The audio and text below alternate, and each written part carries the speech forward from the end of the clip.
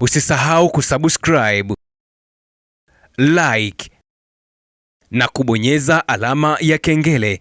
Asante. Waswahili walishawahi kusema kwamba mkataa pema pabaya panamuita, na mtoto akililia wembe mkabidhi. Ukimkata atajua kwamba wembe ni hatari kwa kuchezea. Sasa haya yote hayafai kabisa, wala hayastahili kupatiwa rais wa Marekani Donald Trump. Yaani kama kile kichaa ama wenda wazimu, basi hivi sasa ndio ambapo unaweza ukasema kwamba ule wenda wazimu sasa umepitiliza mipaka. Hata kupimwa akili kwa rais wa Marekani Donald Trump hakufai, kwa sababu vipimo vyenyewe vinaweza vikatoka nje ya mchezo, yani vinaweza vikatema. Kwa nini nakwambia yote haya?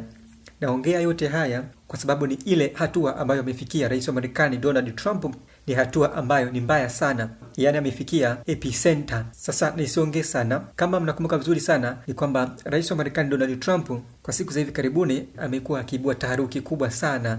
Ni mara tu baada ya kuitisha kauli mbalimbali za wito ambazo alizitoa akijinasibisha na makubaliano dhidi yake na mhasimu wake Irani katika vita vyao ambavyo yeye mwenyewe ndo alivianzisha siku ya Februari 28 mwaka huu 2026. Sasa Rais Donald Trump alipewa masharti 10 pekee na taifa la Iran ili kuweza kufanikisha yani usitishwaji wa mapigano baina ya Iran na Marekani, lakini pia na chawa wa Marekani Israeli, ambapo masharti hayo rais wa Marekani Donald Trump aliyakataa kata tena kwa dharau. Akamwambia katibu wa ikulu ya White House kwamba masharti hayo ameyatia katika dustbin, yani kwa lugha nyepesi ameyatia jalalani. Kwa maana hiyo ikawa inaonyesha wazi kwamba makubaliano kati ya Irani na Marekani yakawa hayapo tena, na hiyo ikawa ameashiria kwamba vita viendelee na mlango wa bahari wa Hormuz uendelee kufungwa na kudhibitiwa kikamilifu na Irani. Na hiyo pia ikawa inamaanisha kwamba Marekani hapaswi kuingilia kati kwa namna yoyote ile katika mlango wa bahari wa Hormuz. Kama unakumbukumbu vizuri sana, pia Marekani alitoa masharti 15, lakini Irani ikatoa masharti 10 tu ambayo yako mepesi, yako clear, yanaeleweka, na masharti ambayo yote yanamhusu mwenyewe Marekani kwa uchokozi wake aliyoufanya dhidi ya Irani. Sasa hapa ndipo ambapo utakwenda kujua ule ukichaa wa Marekani, yani ukichaa wa Rais Donald Trump umekaa pahala gani, yani upo kichwani, upo ndani ya ubongo, upo tumboni, ama upo miguuni. Sasa hii leo Rais wa Marekani Donald Trump ameibuka ghafla sana na kauli ambayo kwa umoja ama kwa wazi kabisa haieleweki, yani haina kichwa, haina miguu, wala haina kiwiliwili kabisa. Kwa nini ameibuka ghafla? Ni kufuatia tetesi alizosikia kwa machawa wake kwamba Irani kwa sasa inadhibiti kikamilifu mlango wa bahari wa Hormuz na imepandisha bei ya ushuru, yani imepandisha bei kwa kiwango kikubwa sana ya ushuru katika meli mbalimbali zinazopita na kusonga katika mlango wa bahari wa Hormuz. Sasa ukichaa wa Trump unakuja wapi? Rais Donald Trump yeye kupitia ukurasa wake rasmi wa mtandao wa kijamii wa The Truth Social ametoa onyo akisema kwamba anaionya Iran vikali juu ya kuchajisha ushuru mkubwa katika meli mbalimbali ambazo zinasonga katika mlango wa bahari wa Hormuz, akisema kwamba kufuatia hilo ambalo amelifanya Irani, akiita uharamia, utafuatiwa na hatua kali kwa Irani, na akiambia Irani kwamba isimamishe mara moja kile ambacho inakifanya kule Mashariki ya Kati katika Ghuba ya Uajemi, mlango wa bahari wa Hormuz. Sasa kwa mtu ambaye ana akili timamu,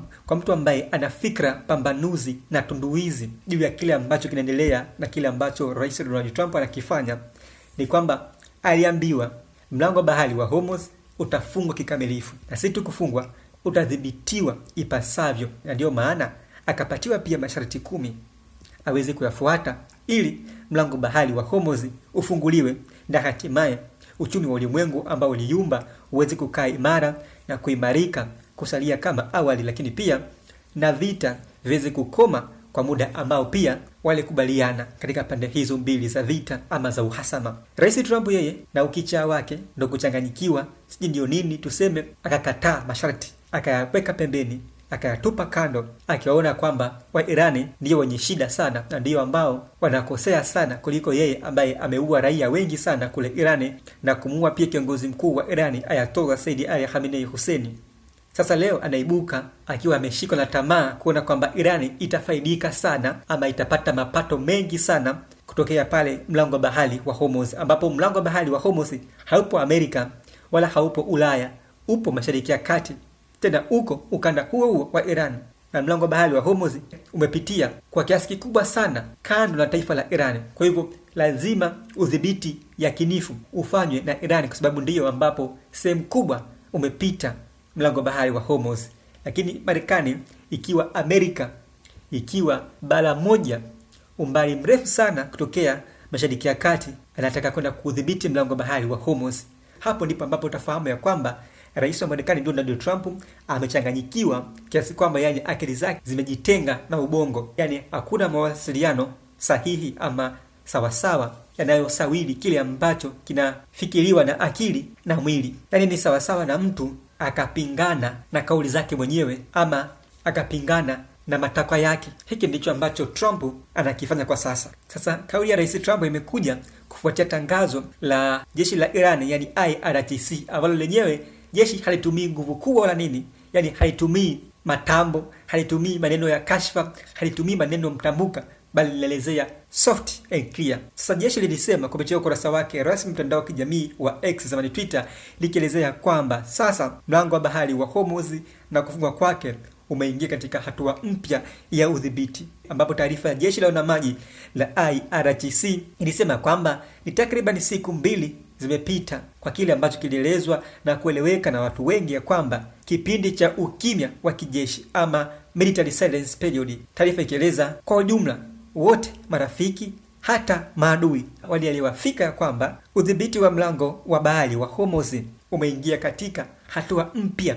Na mwisho kabisa, nukuu ya taarifa hiyo iliyotolewa na jeshi la wanamaji la IRGC ilisema kwamba hatua hiyo imekuja ikiwa ni katika ruhusa ama mipango ya Mwenyezi Mungu mtukufu, na ikimalizia ikisema alhamdulillah, ashukuriwe Mwenyezi Mungu mwingi wa rehema na mwenye kurehemu. Wakamaliza hivyo IRGC, hawatumii maneno mengi, hawatumii matambo, hawatumii nguvu kubwa, bali wanaeleza kile ambacho wao wanakifanya kwa vitendo. Sio yule Marekani ama Rais Donald Trump ambaye ametoa makauli kibao mpaka sasa. Katika taarifa mfuatano, Rais wa Marekani Donald Trump pia amekashifu na kukebehi taarifa za awali zilizotolewa na shirika la habari za uchunguzi la The Wall Street Journal kutokea nchini Marekani, akisema kwamba shirika hilo linakiuka misingi ya uandishi bora wa habari, likitoa taarifa ambazo ni za uongo na si sahihi, kwa kile ambacho The Wall Street Journal iliripoti ya kwamba Rais wa Marekani Donald Trump ametangaza ushindi wa mapema dhidi ya vita vyake kati yake na Iran, ambapo taarifa hii ilikuwa ni ya kweli. Rais wa Marekani Donald Trump alitangaza ushindi dhidi yake na Iran tena mapema sana, tangu siku ambayo alitoa kauli ya kukoma kwa vita kwa muda wa wiki 2, siku ya Jumanne. Lakini leo, namna ambavyo amepata na ukichaa, namna ambavyo amechanganyikiwa, anasema ya kwamba The Wall Street Journal Media Outlets linakosea misingi ya uandishi bora wa habari, akiita bodi nzima ya uandaji wa habari na uhalili ya shirika hilo la habari iko nje ya itifaki za kihabari. Hatari sana ni yeye huyo Rais wa Marekani Donald Trump. Sasa hayo yote yanakuja wakati ambapo Rais wa Marekani Donald Trump ameendeleza mashambulizi makali sana akiwa yeye na Israeli kule nchini Lebanon, ambapo kufuatia hilo nayo Iran imejibu vikali mashambulizi ya Marekani na Israeli nchini Lebanon, Iran ikisema kwamba mashambulizi dhidi ya rafiki wa karibu ama mshirika wa karibu wa Irani ni sawa ni mashambulizi dhidi ya Irani. Kwa hivyo Irani imesema inafunga kibwebwe dhidi ya mashambulizi yoyote ya uadui na ya kidhalimu dhidi ya mshirika wao wa karibu Lebanoni na vikundi vingine vya washirika wa Iran, ikiwemo kikundi cha Hezbollah na hata kundi la Hamas. Hata hivyo, katika taarifa mfuatano juu ya hali ya vita nchini Iran, shirika la habari la serikali nchini Iran limetangaza rasmi kifo cha msaidizi wa karibu wa kiongozi mkuu wa Irani, Ayatollah Mujtaba Khamenei, ambaye pia ni mtoto wa marehemu Ayatollah Said Ali Khamenei, kifo ambacho kinaelezwa kwamba kinatokana na majeraha makali yaliyosababishwa na shambulizi kali la majeshi ya Marekani na Israeli, ambapo msaidizi huyo wa Khamenei aliyefahamika kwa jina la Kamal Kharazi alikuwa ni mkuu wa kitengo maalum cha mipango na uhusiano wa nje ndani ya Irani. Kamar Harazi alikuwa ni waziri mambo ya nje mstaafu katika utawala wa kiongozi mkuu marehemu Ayatollah Said Ali Khamenei Husseini.